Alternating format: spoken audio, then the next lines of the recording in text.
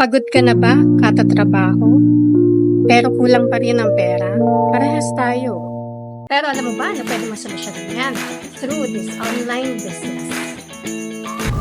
Tuturuan kita.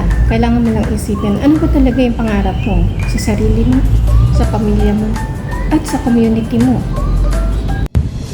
Hi, ako nga pala si Lori, dating OFW sa Singapore, pero ngayon ay digital business owner na. Bakit? Dahil katulad mo, pagod na rin ako sa pagtatrabaho.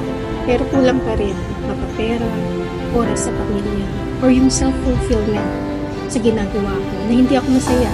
Bakit? Dahil sa work stress. Kahit anong gawin ko, hindi nila nakikita yung hirap ko sa trabaho. Pumapasok lang ako para sa pera, para may maipangbuhay ako sa mga anak ko. Ang naging solusyon, umpisahan ang digital business mo ito. Magtanim na magtanim. And in the future, aanihin natin yung success na hindi natin nakuha sa foundation ng Shopee. Kung gusto mo mabago yung struggle mo araw-araw, reach out to me dahil deserve mo na maging successful at deserve ng mga anak mo na mabigyan mo sila ng komportableng buhay at makatulong ka rin sa kapwa. We cannot give to others if our cup is empty.